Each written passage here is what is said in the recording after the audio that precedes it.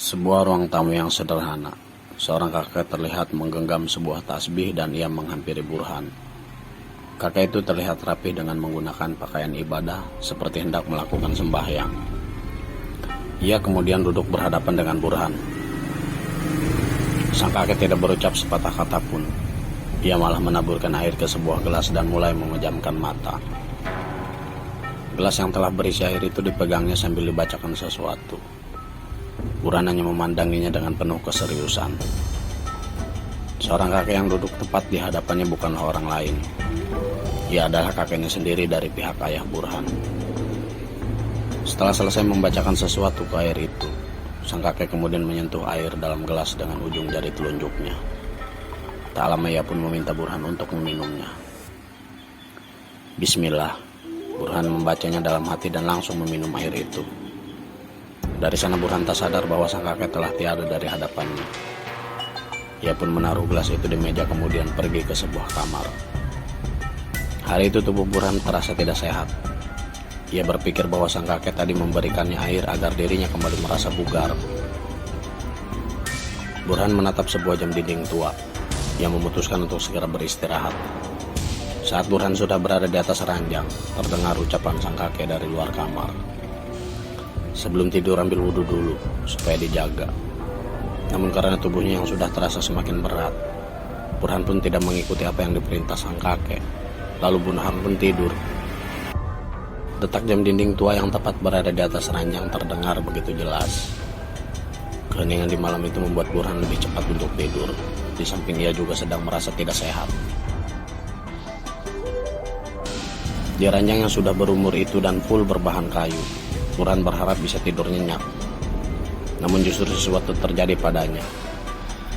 Burhan merasa seperti ada yang menyentuh di kakinya. Dengan mata yang masih tertutup, ia pun menutupi kakinya dengan selimut. Selang beberapa menit, suara aneh terdengar persis di telinga kanannya. Burhan segera membuka matanya, namun suara aneh itu berubah menjadi teriakan yang sangat keras. Dengan spontan, Burhan bangkit dari tidurnya. Di sekelilingnya ia tidak melihat sesuatu yang mengeluarkan sumber suara aneh tadi. Keringat dingin sudah membasahi tubuhnya. Ia kemudian mencoba menenangkan diri sambil mengusap wajahnya. Jam dinding tua milik sang kakek terdengar bergerak. Burhan mencoba mengarahkan pandangannya ke arah jam itu dan ia pun terkejut. Jam dinding tiba-tiba memutarkan rangkanya secara perlahan. Burhan terhipnotis melihat keanehan yang sedang terjadi itu. Tak lama kemudian, dua tangan yang berukuran agak besar dari normalnya tangan manusia memegang erat kedua kaki Burhan. Dan tangan itu pun menarik kaki Burhan hingga ia terseret. Astagfirullah, astagfirullah, astagfirullah, ucap Burhan dengan suara lirih dengan tubuhnya yang sudah basah oleh keringat.